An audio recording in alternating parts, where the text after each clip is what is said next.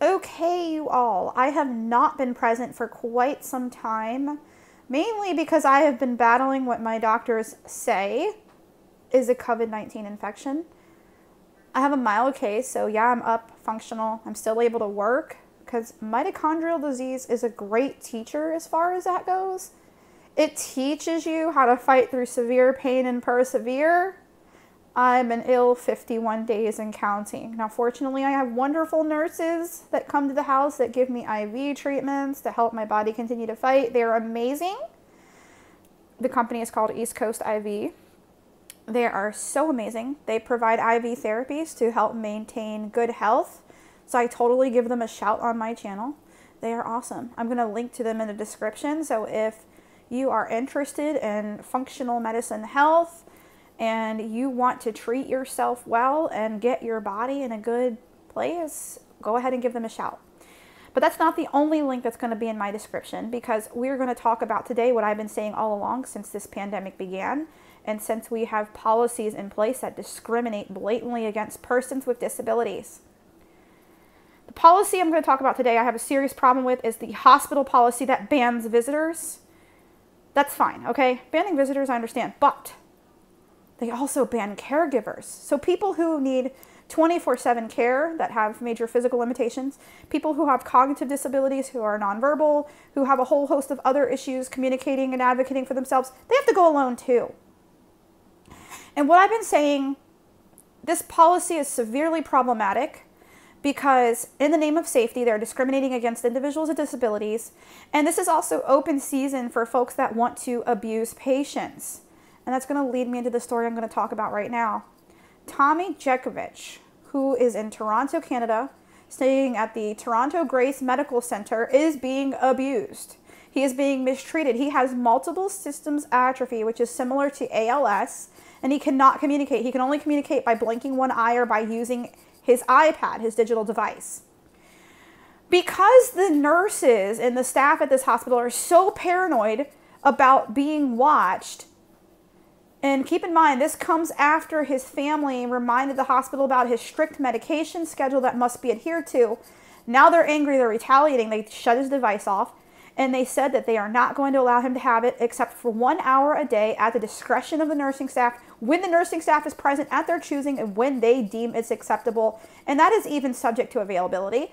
But this comes in retaliation after the family says, no, he has a strict medication schedule, he must adhere to it, and they don't like it. So they're saying that his iPad is used for surveillance, and the hospital is saying that employees have an expectation of privacy. I'm sorry. I don't think so. Surveillance should be allowed. You have forfeited the expectation of privacy. The only ones who have privacy are the patients subject to HIPAA laws. What do you have to worry about if you're doing the right thing? Personally, for me, I wouldn't care about surveillance. If I'm doing the right thing, who cares? You know, if a person wants to watch their family member 24/7 on a live feed, that should be okay. And this is why I'm saying caregivers should be allowed in the hospital. I understand people want to protect staff and patients. You know, my caregiver had a really good idea. My friend Melissa, who's my primary caregiver who cares for me, had a wonderful idea. She said that they should allow one caregiver to be present. And that caregiver, once there, shouldn't be allowed to leave. If the caregiver wants to stay with the patient, they have to stay the whole time. And nurses can bring the caregiver food and other items when they need them while they bring the patient stuff. That's a great idea. People should not be in the hospital without their supports. I am a person who also needs 24/7 care. I have severe anxiety about going to the hospital because it's things like this. You know, if I qualify for a sitter during normal circumstances because, you know, staff need that kind of help because I need one-on-one care, what makes anybody believe that people like me or even myself would even get proper care during a pandemic when everybody's overwhelmed? I wouldn't. So there are petitions going around. I'm going to share a petition in the description. the video description, and I encourage everybody to sign it. Now this petition is for people with developmental disabilities. And while that is important that they be allowed their support people, we shouldn't forget about those who have physical disabilities as well. You know, you don't have to have a cognitive impairment to need extra support from your caregiver in a hospital setting. These policies are too draconian in nature, and they need to be overhauled. They need to be scrapped. If you want to keep people safe, don't do it in the name of discrimination and refusing people accommodations. This is a violation of the Americans with Disabilities Act. And I know that Canada also has laws in place to protect individuals with disabilities as well. And these policies are in direct violation of that. So people like myself, people who have physical disabilities right now, people with cognitive disabilities right now, we can't go to the hospital and guarantee that we're safe because our support people aren't allowed there. And how are they going to guarantee the safety of individuals who are wanderers or who flee because they're anxious or who have meltdowns? Are they going to use restraints now? Are they going to tie them up like animals? None of this was thought through. I mean, there's horror stories of people getting abused now, more so because, you know, these staff can go unchecked because loved ones aren't allowed there. Support people aren't allowed there.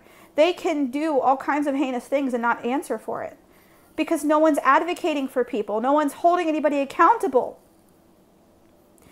So I'm encouraging signing the petition, even though it is for individuals with developmental disabilities. We got to start somewhere. I signed this petition. It's on change.org. And if you want to create petitions to support folks with physical disabilities as well, go for it. You know, talk to representatives, talk to Congress, make your voices heard. I'm going to do that. I'm going to find out who my Congress people are for my district. I'm going to talk to them about this. This is not okay. This discrimination is not okay. And I encourage you, whether you're in the United States, Canada, Europe, wherever you're living, that has a draconian policy like this in place that violates accommodations for people with disabilities, I encourage you to stand up. I'm also posting a link to the Contact Us page for the Toronto Grace Medical Center where Thomas Jekovich is staying. And I encourage you to let the displeasure be known how he is being treated. When there's enough of an outcry and people know that they're, you know, basically being outed, you know, their dirty laundry is being discovered, maybe they'll change. A lot of times they do. Shame and public embarrassment for wrongdoing is a powerful tool. So I'm going to post several links in the description. The news story, the change.org petition, and the Contact Us link. I am going to put that there. And I'm also going to post a link to East Coast IV for individuals who live in the Baltimore County area, Harford County area, you know. They even go as far as Westminster, I think. But you'll have to talk to them about it. So if you're in this area, yeah, they're great. Insurance does not cover it. You'll have to pay out of pocket, or you can use your HSA. But they're wonderful. They have been wonderful in helping me maintain mitochondrial disease. And I have been functioning so much better. I told my specialist I'm using these treatments.